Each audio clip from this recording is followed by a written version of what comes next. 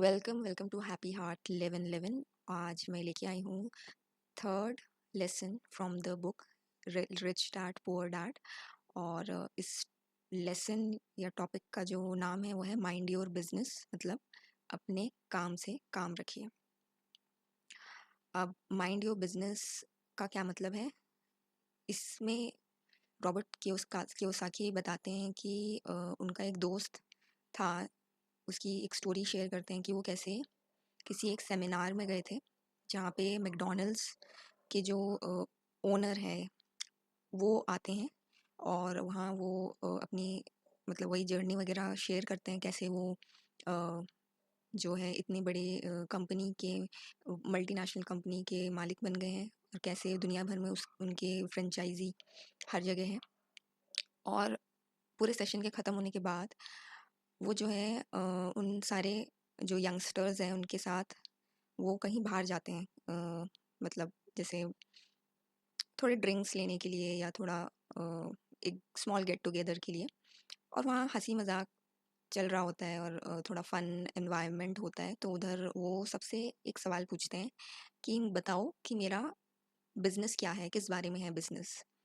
तो सब हंसने लग गए। तो फिर उन्होंने दोबारा पूछा, क्या तुम्हें पता है मेरा बिजनेस क्या है, बताओ मेरे business, what is my business.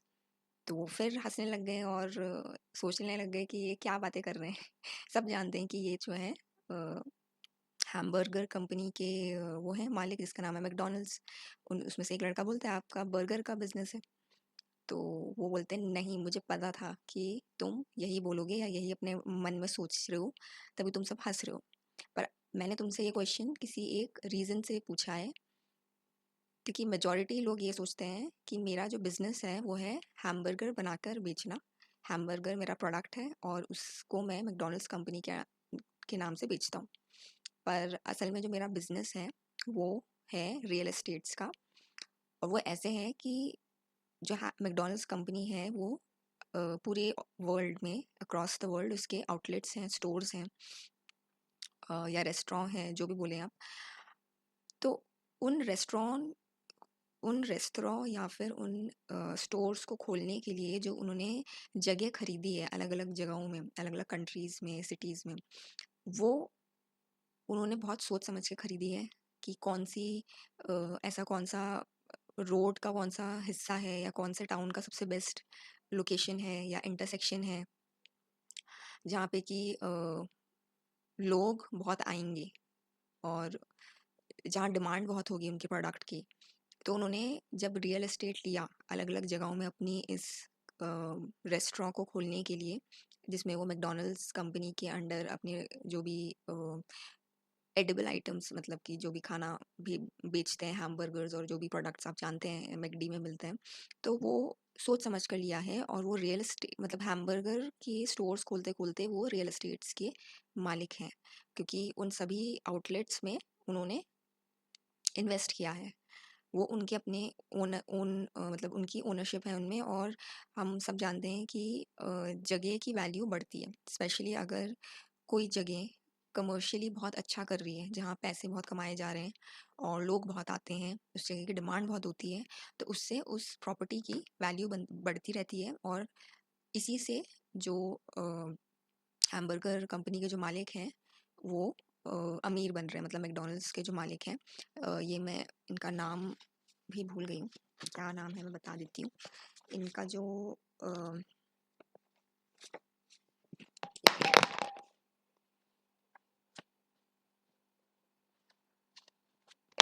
हाँ, तो जो मैकडॉनल्ड्स कंपनी के जो मालिक हैं उनका नाम है रे क्रॉक।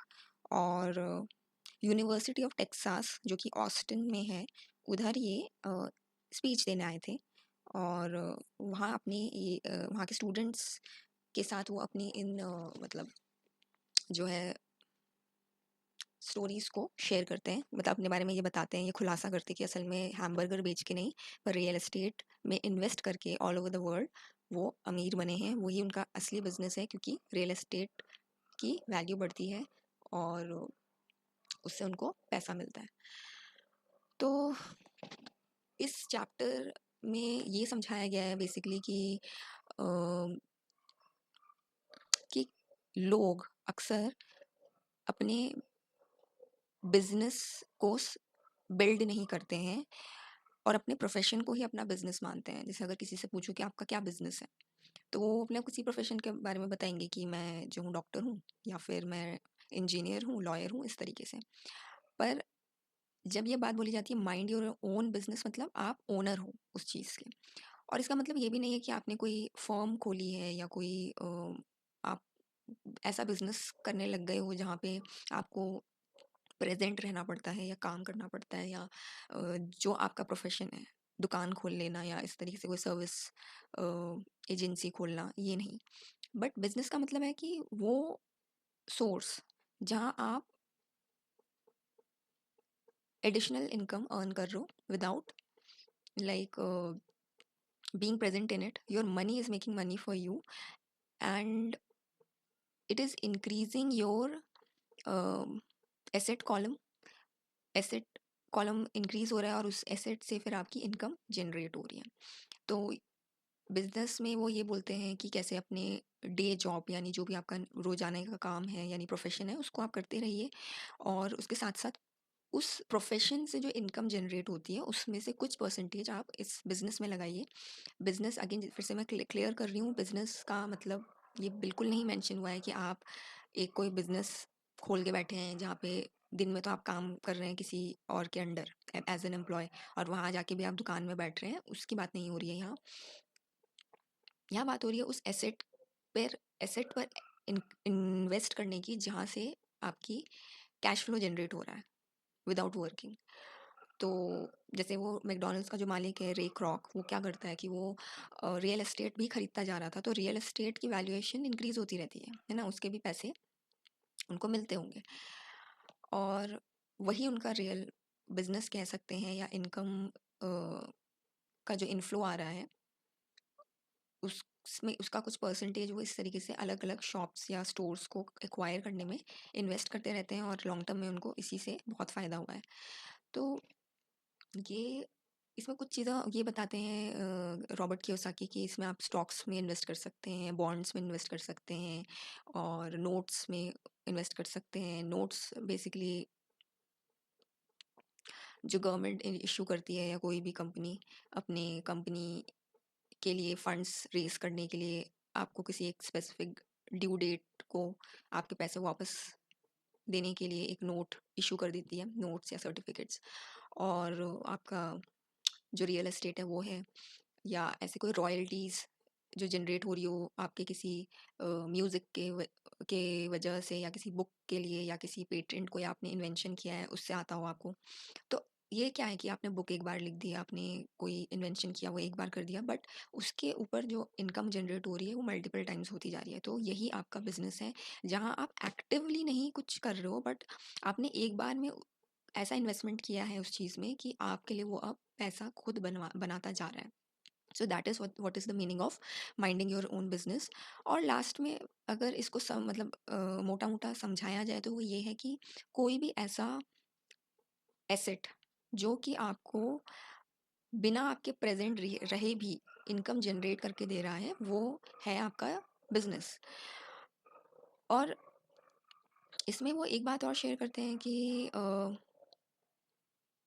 वो ये नहीं कह रहे हैं कि आप अपना जो है काम यानी प्रोफेशन छोड़ दो और कोई बिजनेस स्टार्ट कर दो, कंपनी स्टार्ट कर दो। वो सबकी बस की बात नहीं है, क्योंकि उसके लिए आपको सबसे पहले तो इंटरेस्ट होना चाहिए, आपके पास एक आइडिया होना चाहिए, यूनिक आइडिया, उसके लिए स्ट्रैटेजी होनी चाहिए, नो हाउ यानी कैसे उस बिजनेस को रन करना है वो आना चाहिए। उसमें 10 तरीके की चीज़ें हैं, वो वही कर सकता है जिसको इंटरेस्ट है और जिसके पास इतना कैपिटल भी है या रिस्क टेकिंग एबिलिटी है।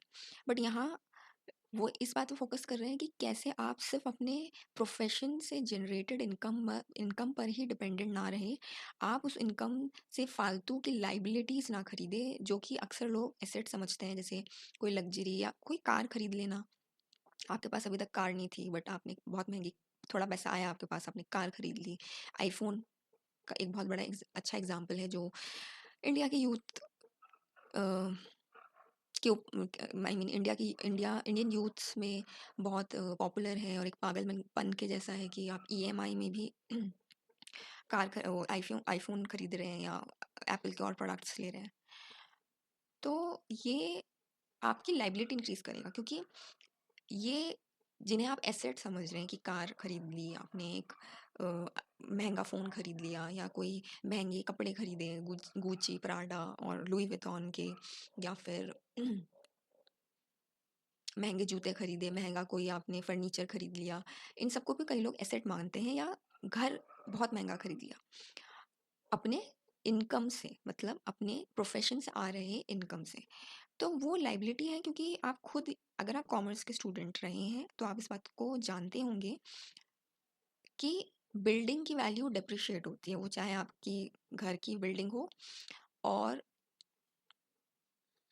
और क्या होता है, जैसे कार को अगर शोरूम से आप जैसे ही निकालोगे, उसी मतलब निकालते ही तुरंत उसकी वैल्यू घट जाती है। अगर आपने उसको खरीद के ले निकाला है अभी, और आप दोबारा मुड़ के जाओगे रास्ते में कि भाई अब हमें थोड़ा अच्छा नहीं लग रहा है, आप इसको हमारे पैसे पूरे वापस कर दीजिए और कार ले लीजिए, तो ऐसा नहीं होगा, आपके कुछ पैसे डिडक्ट हो जाएंगे, उसी समय उसकी वैल्यू कम हो जाती है। तो जिस चीज़ की वैल्यू खरीदने पर कम हो जाती है या ओवर द पीरियड कम होती रहती है, तो वो एसेट हो ही नहीं सकता, वो आपके ऊपर लाइबिलिटी है। अगर आप एक कार लेते हैं तो उसकी मेंटेनेंस में भी आपको रेगुलरली खर्चा करना पड़ता है, उसके फ्यूल के लिए, उसके सर्विसिंग के लिए, उसके टायर में हवा भरवाने के लिए, कोई अगर कभी कुछ डेंट या एक्सीडेंट हो गया तो उसको रिपेयर कराने के लिए। So that is actually eating away income from your pocket rather than adding income to your pocket.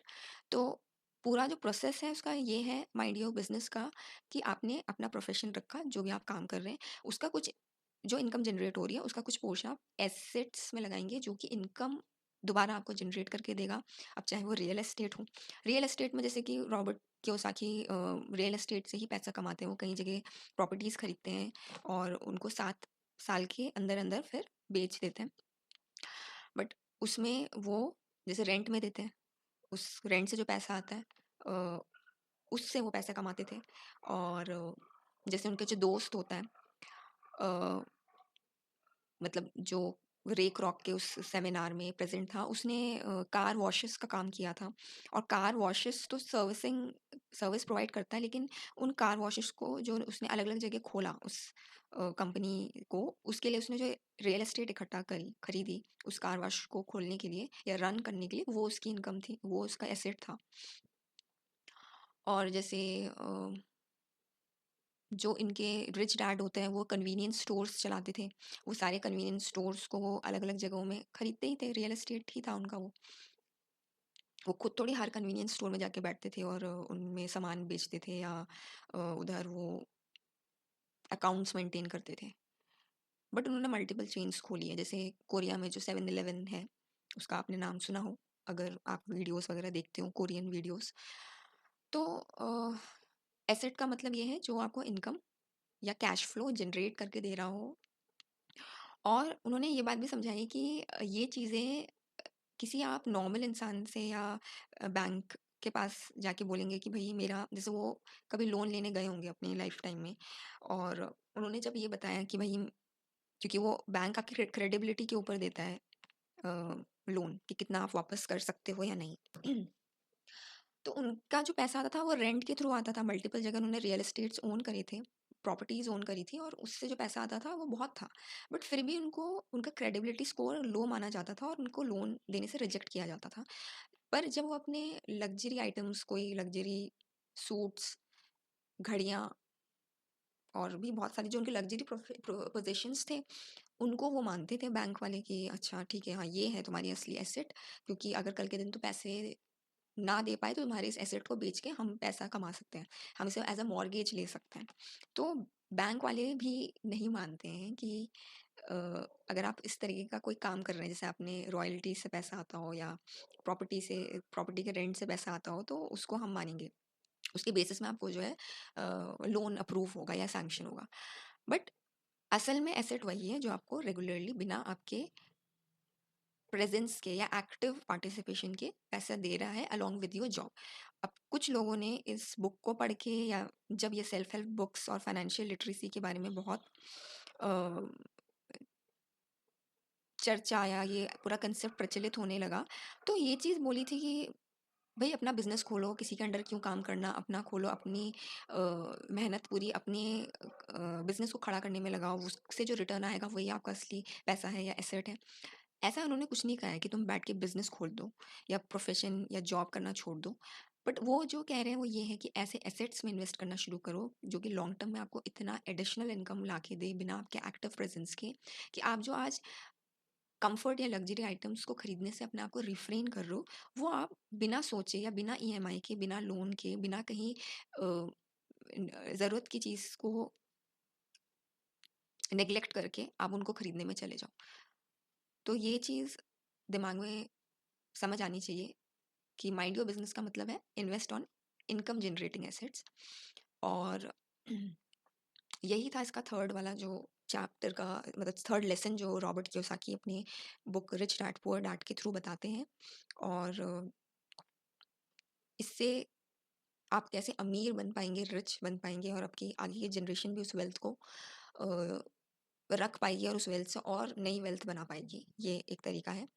और वो ये बात भी कहते हैं कि ईएमआई, क्रेडिट पे चीज़ें लेना और अपने आप को कर्ज तले दबाते रहना, क्योंकि आपको लगता है कि जो भी चीज़ आप दूसरों के पास आज देख रहे हैं वो आपके पास भी आज ही होनी चाहिए, चाहे आप उसको क्रेडिट पे ही ले रहे हैं, वो आपको बर्डन देगा और आप कभी भी रिच नहीं बन पाएंगे उस माइंडसेट के साथ।